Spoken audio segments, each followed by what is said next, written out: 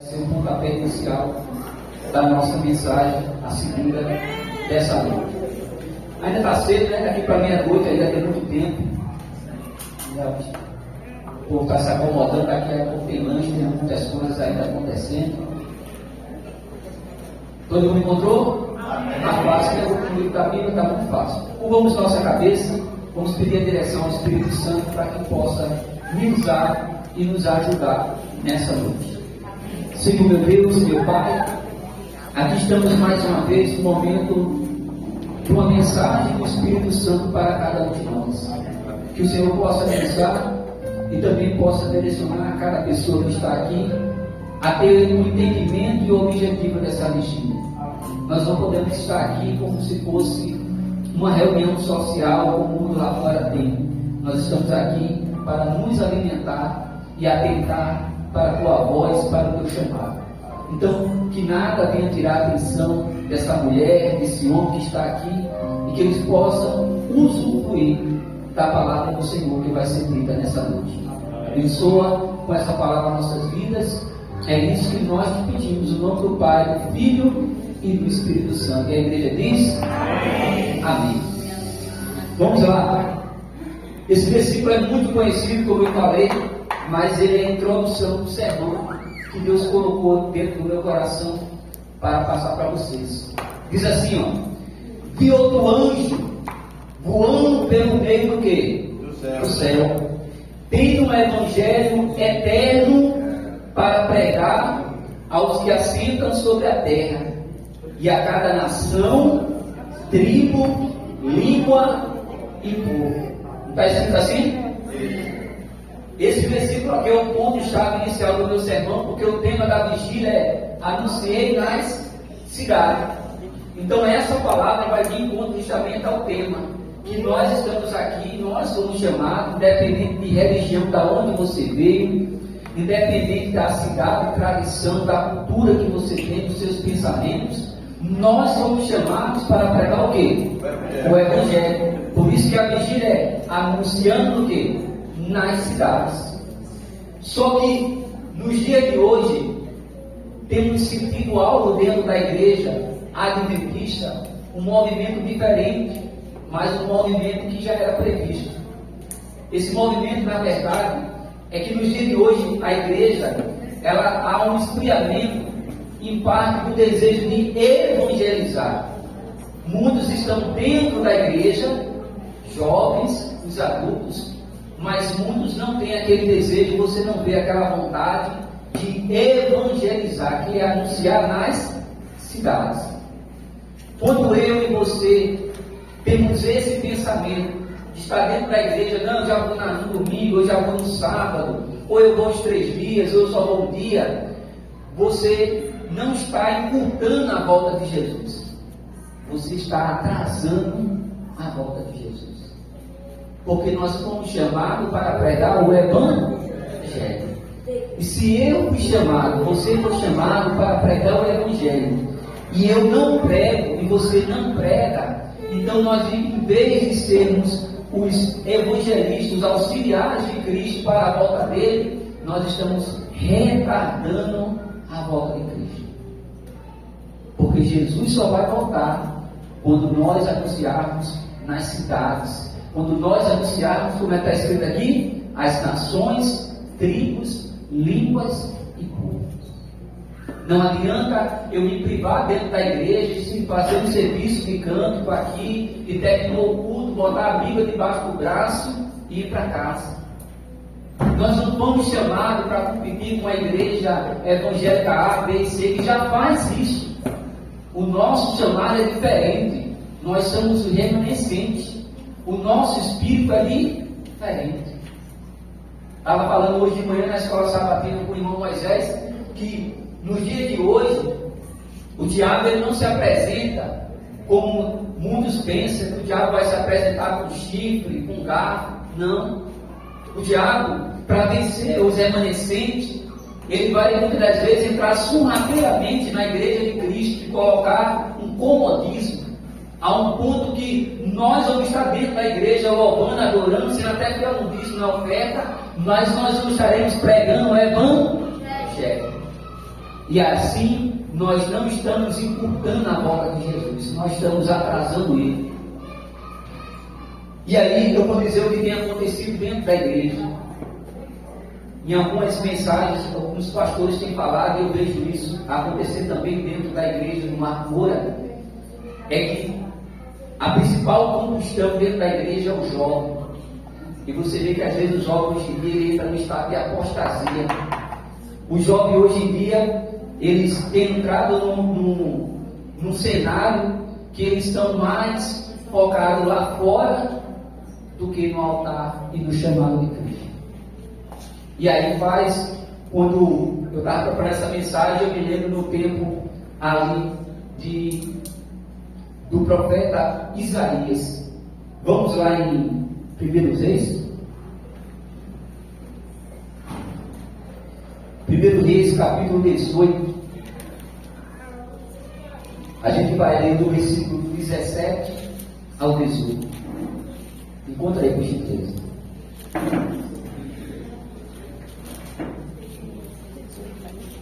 Pega a misericórdia, levanta a mão, aí o irmão do lado já ajuda, tá?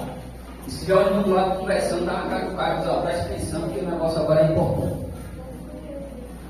Todo mundo encontrou? Amém. 1 Reis, capítulo 18, versículo 17 ao 18, eu vou ler um trechozinho rapidinho, diz assim: Vendo disse, és tu o perturbador de Israel? Respondeu Elias, eu não tenho perturbado a quem? A Israel, mas tu e a casa do teu pai, porque deixaste o quê? Os mandamentos de quem? O Senhor, e seguisse os quê? O Baals. Aqui é o momento na Bíblia que Acabe estava como rei do povo de quem? De Israel. E Acabe tinha a sua mulher chamada Jezabel. Preste atenção no que eu vou falar aqui, que é muito importante o que eu vou falar agora. Os reis, antes de Acabe, muitos tinham obedecido à vontade de Deus e andavam nos mandamentos. Mas Acabe ele se corrompeu por causa de Jezabel.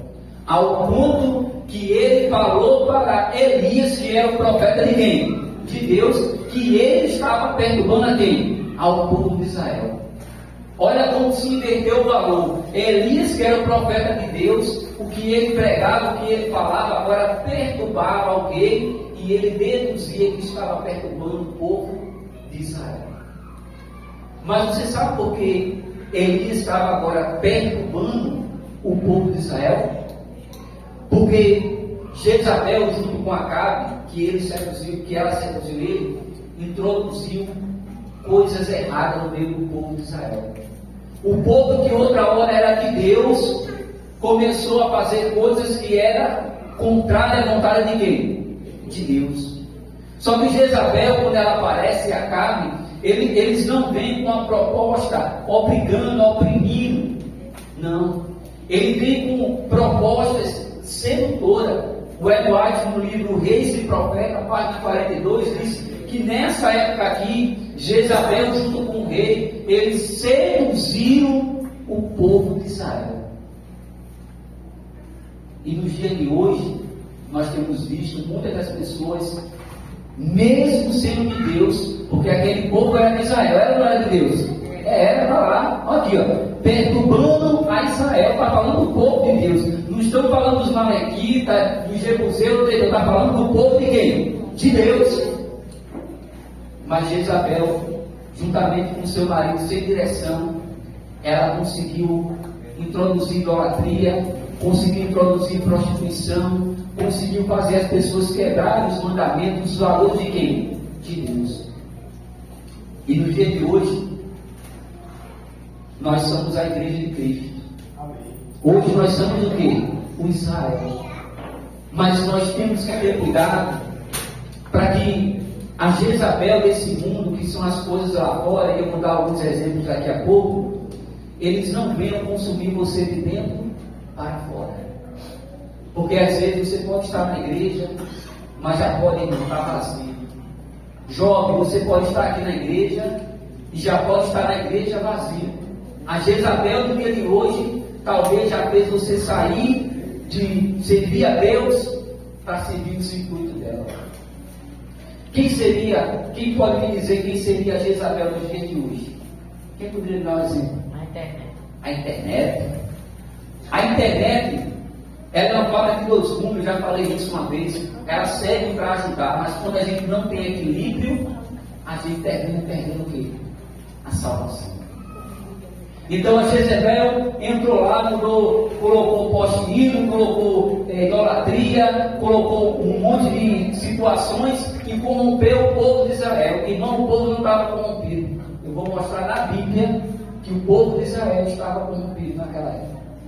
A começar pelo rei. Mas nós temos que olhar para a Bíblia e olhar para nós hoje. Quantas duplas missionárias nós temos na igreja de Marco Moura? 2, 3, 4, 5. Como nós vamos apressar a volta de Jesus, se nós, no sábado, que poderíamos estar envolvidos na missão, nós já estamos envolvidos em casa? Talvez Jezabel já esteja lá dentro de você. Não estou acusando, vou dar alguns exemplos. E você está alimentando a Jezabel dentro de você. A Jezabel pode ser o celular, a televisão, uma série, aquele desejo que você tem de passar o dia dormindo. Os jovens, hoje em dia, eles estão mais preocupados em sentir emoções. Isso é natural, também já fui jovem. O perigo, jovem, é que talvez você saia para sentir emoção e você não consiga voltar dentro de Jesus voltar. Se você perceber, na igreja tem 3 cenários. Ou tem os velhos que já quebraram a cara e vieram voltaram para Jesus por causa do sofrimento, seja em qualquer que seja a área. Ou tem as crianças que os pais estão cuidando ali para que ele não saia da presença de Deus, para não quebrar a cara como o pai quebrou. E aí temos o adolescente, o jovem, o teen. Esse é o principal na igreja, porque é aquela idade que pensa assim: eu sei de tudo, meu pai e minha mãe está errado, não é bem como a minha mãe quer, não é bem como meu pai quer, eu acho que é assim. É a idade mais complicada. Quem tem filho aqui sabe o que eu estou falando, que é a idade mais complicada. Porque é nessa hora que a Jezabel de 2024, do século de hoje, ela tem consumido, tem tragado os jovens. Mas eu pergunto, quem é o futuro da igreja? E se o jovem for tragado pelo mundo, quem é que vai apressar a volta de Jesus? Não vai ter ninguém. Porque daqui a pouco, como diz o irmão Adilon, ele vai estar pendurando a chuteira, porque nós vamos morrer. Se Jesus não voltar, gente, eu não vou ter saúde para estar pregando aqui todos os dias. Se o jovem não se interessar em pregar o evangelho na cidade e nós não apressarmos, nós não vamos ter o irmão Everaldo para sempre, o irmão Adilon para sempre. O futuro da igreja é os jovens. Mas se os jovens eles se voltarem para as coisas do mundo, Jesus não volta. É um círculo vicioso. Os jovens faz péssimas escolhas, péssimos casamentos, péssimas decisões, lá no Senhor Jesus, quebra a cara e volta para a igreja. E aqueles que não conseguem voltar? E se você não conseguir, jovem, voltar até Jesus voltar, quem vai anunciar? E quando eu tiver força e tempo, eu estou anunciando. Tem que dizer, irmão Alberto, não sei o que eu arrumo energia. Irmão, nem eu sei o que eu arrumo energia. Nem tenho. Não sei, não pregou sobre tempo. Eu queria uma relógio pelo menos de 30 horas. Porque eu não tenho mais tempo para fazer nada. É tudo encaixado, é tudo agendado. Se eu quebrar uma coisa, mas você jovem, tem disciplina. E você que está aqui na igreja que não é jovem, que se diz não é jovem, o jovem também é daquele de 0 a 100 anos. Jesus pode voltar amanhã, mas você está apressando a volta dele ou você está esperando o irmão Alberto fazer a parte dele?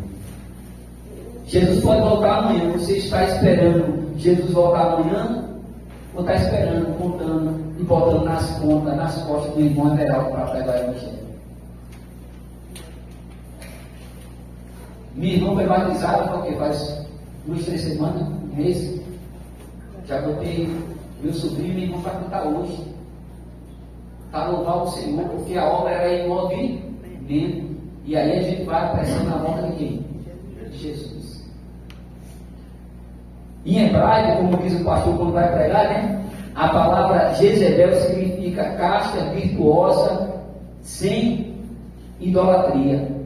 Só que o sentido é da enganação. Significa, na verdade, uma mulher idólatra, ímpia, maquiadora e que odeia todos, que é chamado na Bíblia como virtuosa, mas ela é carregadora de quê? De pecados. Eu não sei qual é a Jezabel que talvez tenha tentado corromper você, tragar você. Aí volta no que eu falei semana passada, que não estava também no sermão, que eu falei que todos nós temos um talento, ou tem 2, 3. Só que tem uma coisa, a Jezabel do dia de hoje sabe que você tem esse talento, e ela vai fazer de tudo para que você não desenvolva esse talento. Estamos na época de São João, né? De pular a fogueira, né? Há uns anos atrás já estaria pulando o quê? A fogueira, muitos aqui também, ou já pularam ou pulou. Mas o que adianta? Você está mais pulando fogueira, mas também você não está pregando o Evangelho.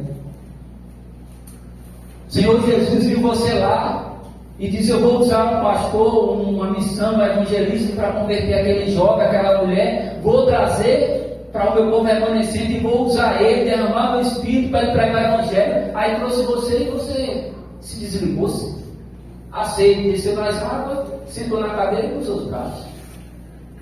Para que Jesus derramaria o Espírito Santo sobre você? Para você cruzar os braços? Como é que nós vamos anunciar na cidade se nós ficamos dentro da igreja? Irmão, não é para vir para a igreja? Sim, mas tem um tempo de adoração na casa do Senhor e tem um tempo de adorar e em prova da evolução que Ele fez na sua vida, você ganhando almas para quem? Para Jesus. Amém? Amém. Vamos concluir o sermão para não demorar a vigília. Vou lhe mostrar agora quando Jezabel está dentro da vida da pessoa e ela não tem uma visão. Olha o que ela responde. No versículo 22 diz assim, ó: então disse Elias ao povo: só eu fiquei dos profetas do Senhor, e os profetas de Baal são 450 o quê? Homens. Olha para mim. Quantos ficaram lá dos profetas? Só Elias do Senhor, só Elias. E dos Baal, quanto? 450. Vamos imaginar hoje, só tem a igreja adventista, tem mais 450 igrejas pregando o contrário ao advento. Mas Elias estava ali. Só que Elias estava falando aquilo ali, não era para os amalequitas. Elias estava pregando ali para o povo de Israel que tinha se corrompido a Baal. Quer dizer, o povo que era de Deus, que se titulava ser de Deus, que Deus podia dizer: esse povo é meu, aquele povo já estava seguindo a quem? A Baal. Tinha se deixado, como o Eloy falou, se seduzir pelas coisas que a Jezabel introduziu no reinado do rei Acabe. E nós temos que ter cuidado para que a Jezabel não seduza você e você esteja aqui, mas dentro do seu coração você já está seguindo a Baal desse mundo. Irmão, mas lá em casa não tem imagem. Não, eu não estou falando de imagem. Eu estou falando de servir a Deus. É diferente. E ele continuou e disse assim, ó: dê-lhes, pois, 2 novilhos, e escolha para si um dos novilhos, e divida em pedaço e ponha sobre a lenha. Porém, não me tenha fogo. Eu preparei o outro novilho e o porei sobre a lenha, e não meterei o quê? Fogo. Elias então chamou os profetas de Baal para o quê? Um desafio, para ser provado qual é o Deus verdadeiro. Faça uma pergunta a você. Elias já sabia qual era o Deus verdadeiro? Sim, ele já sabia. Mas por que ele estava fazendo aquilo ali? Ele estava fazendo aquilo ali, primeiro porque Deus orientou, e segundo para salvar o povo de Israel, que estava cego e corrompido pela Jezabel. Ele já sabia que quando ele orasse, o povo já ia descer, porque ele era de quem? De Deus. Mas o povo que era de Deus, eles tinham perdido a visão. No versículo 24 diz assim, ó: então invocai o nome do vosso Deus, e eu invocarei o nome de quem? Do Senhor. Há de ser que o Deus que responder com fogo, esse é o quê? É que é Deus. O que é que o povo respondeu? Lê para mim aí. Todo o povo respondeu e disse: é boa esta palavra. Você viu aí como o pessoal estava distante de Deus? É como se o pastor estivesse aqui na igreja dizendo que ia fazer um sacrifício para provar que o Deus que a gente serve é importante e maior do que o que eles estão fazendo, e o povo disse que essa palavra era boa. Não era nem para eles estarem ali para ver aquele desafio, era para eles estar do lado de quem? De Elias. Mas o povo tinha perdido a visão de quem? Do altar de Deus. Você viu no começo que Elias fala para Acabe: você deixou de seguir os mandamentos de quem? Do Senhor. E aí o que aconteceu? Eu não vou entrar aqui no mérito da história, você já sabe. Os 450 profetas oraram, se mutilaram. O povo desceu? Não. Nem desceu, nem vai descer. A Jezabel, que talvez está te enganando, desviando, pedindo que você vá evangelizar, que se envolva na obra, que se envolva na igreja. O fogo não vai descer lá não. Você está lá doido, vai que o fogo desça, mas não vai descer não. A função do diabo hoje é só impedir que você pregue o quê? O evangelho.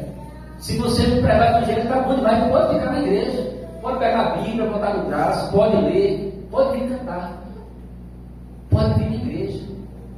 Mas se você não é usado por Deus para anunciar na cidade, pregar o evangelho, como Jesus vai voltar? Tem alguma outra fórmula aqui, pastor? Jesus deixou a outro caminho. Olha, quem não quiser pregar, está para seguir, espera, até 100 mil anos eu volto. Não, ele só vai voltar quando todas as nações ouvirem falar dele. Ah, irmão, mas eu estou aqui, eu não estou na África. Faça a sua parte aqui no Mar Morto, faça a sua parte aqui nos bairros. Você tem ideia, tem pessoas que eu não tenho tempo nem de dar estudo bíblico. Mas por que eu não tenho tempo de dar estudo bíblico? Se a igreja é 50, 70. Era para a gente estar aqui na cotovelada para escolher um estudo bíblico. Ao contrário, tem um com 10 e outras pessoas o quê? Sem nada. Eu dou estudo bíblico pelo celular. Eu dou estudo bíblico no sábado. Eu dou estudo bíblico até no domingo. Fui visitar uma irmã. Fui visitar com a irmã Helena, a irmã Fábio ali, a irmã Bianca. Acho que os mais antigos aqui conhecem ela. Fui visitar ela. E aqui lá estou com a minha agenda lotada. E aí eu fiz um apelo para ela receber o que? O estudo. E ela aceitou. Aonde, Moisés? Eu vou colocar tempo para dar estudo para ela. Mas eu tenho uma igreja cheia. Vocês não dão para entender? Que aí fica só o Elias e o povo está do outro lado dizendo assim: o irmão Alberto é bom. Pessoal dele. Mas Deus não está contando só comigo, não, gente. Não é só com o pastor, não. Não é só com o Senhor. Deus está contando com todos. Ah, irmão, mas eu não sei dar estudo. Meu amigo não sabe dar estudo, cola que sabe. O irmão Everaldo está aqui, ele sabe dar estudo, você não sabe, cola com ele. Divide o irmão Araújo, já pega outro e assim vai multiplicando. Felipe se batizou na outra semana, está dando o que comigo? Estudo, é discipulado, gente. Daqui a pouco eu vou pegar minha irmã para fazer o quê? Estudo. Porque é um discipulado. A gente tem que apressar a volta de Jesus. Quanto mais tempo eu passar aqui na terra, eu corro o risco de me corromper e perder a minha salvação. Então eu tenho que acelerar a volta de quem? E Cristo está contando com quem? Não escutei não. Está contando com quem?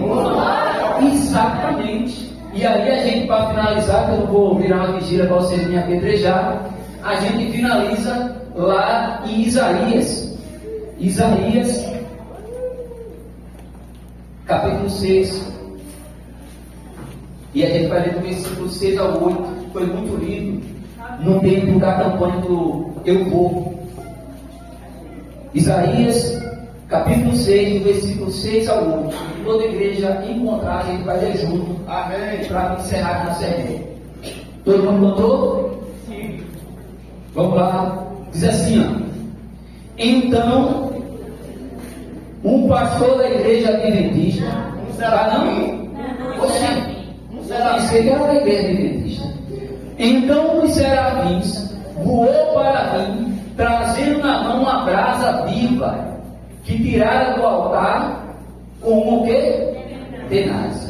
Com a brasa tocou a minha o quê? A minha boca e disse: eis que ele tocou os teus lábios, e a tua iniquidade foi o quê? Tirada. E o quê? Perdoa o quê? O dia de tirar a sua iniquidade vai ser agora, nessa oração que a gente vai fazer.